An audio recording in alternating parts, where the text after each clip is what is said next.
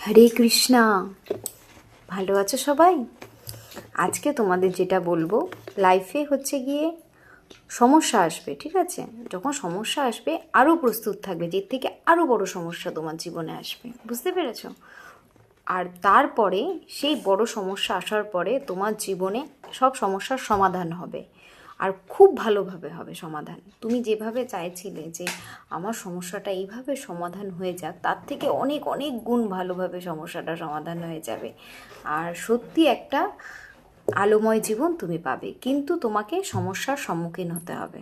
ভয় পেলেই হবে না, আরও বড় সমস্যার জন্য ওয়েট করতে হবে। যে আমার এই সমস্যাটা এসছে, আমি হতাশ হয়ে গেলাম, রেডি থাকতে হবে যে আরও একটা বড় ঝড় আসবে, তারপরে সব শান্ত হয়ে যাবে। বিশ্বাস করো, আমার জীবন দিয়ে বলছি, বুঝতে পার? তারপর হচ্ছে গিয়ে সিচুয়েশান, ঠিক আছে? পরিস্থিতি পরিস্থিতি যতই খারাপ হোক আর যেমনই হোক, তোমার জীবনে যখন আসছে একটা পরিস্থিতি যে খুব টেনশানের মধ্যে পড়ে গেছো, কী হবে, সেই সিচুয়েশানটাকে তুমি অ্যাকসেপ্ট করে নাও যে ঠিক আছে, এটা আমার লাইফে এসেছে, ঠিক আছে? তারপরে নিজের মতো সেটাকে সলভ করো। যেভাবে একটা ম্যাথমেটিক্সের ফর্মুলা অ্যাপ্লাই করে সলভ করতে হয়, কাটতে হচ্ছে, জাম্প করতে পারছি না কোনো স্টেপ, ঠিক আছে? স্টেপ বাই স্টেপ করে আমি রেজাল্টটা ভালো পাচ্ছি, সেইভাবে তোমার লাইফে যেসব খারাপ সিচুয়েশান আসছে সেটাকে তুমি নিজেই পারবে, আর কেউ পারবে না তোমার সিচুয়েশান ঠিক করতে। আর তোমার থেকে শক্তিশালী পৃথিবীতে কেউ নেই তোমাকে ভালো রাখার জন্য, বুঝতে পেরেছো?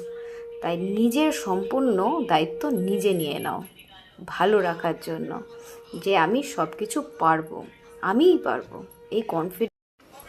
আর একটা জিনিস হচ্ছে, যখন ধরো তুমি ভাবছো যে না কোনো একদিন ভালো হবে, কোনো একদিন হবে, এটা হবে না, আমি বারবার বলছি, ঠিক আছে?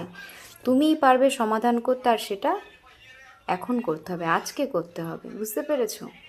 আর তুমি যদি চাও তুমি সারা পৃথিবীকে চেঞ্জ করবে, এটা ঠিক করবে, ওটা ঠিক করবে, হবে না। আগে তুমি নিজেকে চেঞ্জ করো, বুঝতে পারলে? নিজেকে ঠিক করতে পারলে অটোমেটিক সব ঠিক। যেমন ধরো তুমি না বলতে পারছো না, কোনো একজনকে না বলতে পারো না, কি মনে করবে, সেই করবে, এটা করলে হবে না, তোমাকে না বলে দিতে হবে। কি হলো না হলো দেখলে হবে না, তুমি যখন না বলবে তখন উনি কোশ্চেনের মুখে পড়ে যাবে যে কি হলো, না বলে দিল, এটা তো ভাবিনি। সো তুমিই পারবে, তোমার যেটা মনে হচ্ছে যে এটা করলে এটা সমাধান হয়ে যায়, কিন্তু অনেক অবস্ট্রিকল আছে, তুমি সেটাই করো। ওকে? তোমার কনফিডেন্স বিল্ড করার জন্য সব থেকে ইম্পর্টেন্ট যেটা, সেটা হচ্ছে কি তোমার হেলথ, ঠিক আছে? তোমার হেলথ জন্য ঠিক থাকে সেই চিন্তা করতে হবে। জল খাওয়া, কতটা পরিমাণ জল তুমি খেতে পারছো, তার থেকে একটু জল খাওয়া বাড়াতে হবে। আমরা যে ফুড হ্যাবিটস থাকছে সেটার জন্য সুন্দর ফুড হ্যাবিটস থাকে।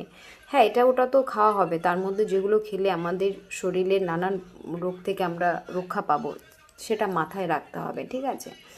আর যদি তোমার হেলথ ভালো থাকে, আর হচ্ছে যদি তোমার মাইন্ড ভালো থাকে, মানে কখনো জানবে না কোনো রকম বদমাইশি দিয়ে, খারাপ চিন্তা দিয়ে কোনো ভালোবাসা বা কাউকে পাওয়া যায় বা কোনো প্রবলেম সলভ করা যায়, যে এটা করবো সেটা করবো, এগুলো করবে না, এটাই তার ক্ষতি হবে না, নিজের হয়ে যাবে, ঠিক আছে? এটা বুঝতে হবে। আর হচ্ছে গিয়ে আর একটা জিনিস হচ্ছে কি, স্পিরিচুয়াল ভালো হতে হবে, ঠাকুর নাম করতে হবে, বসে পুজো টুজো দিতে অত দরকার নেই, শুধু ঠাকুর নাম করে যাও। আর একটা হচ্ছে ডিসিপ্লিন। ওকে? তোমাদের যে সাজেশানগুলো দিচ্ছি, কথাগুলো বলছি, এতটা কনফিডেন্স দিয়ে কি করে বলছি? আমি এমন একটা মেয়ে, আমার বেবি হওয়ার আগে আমার সিস্ট ধরা পড়েছিল, ইটস কমন, ঠিক আছে? হতে পারে সোশ্যাল মিডিয়ায় রুমা বলছে ইটস কমন, এটা সবাই জানে এখন, ঠিক আছে? সিস্ট, থাইরয়েড, এটা মেয়েদের কমন।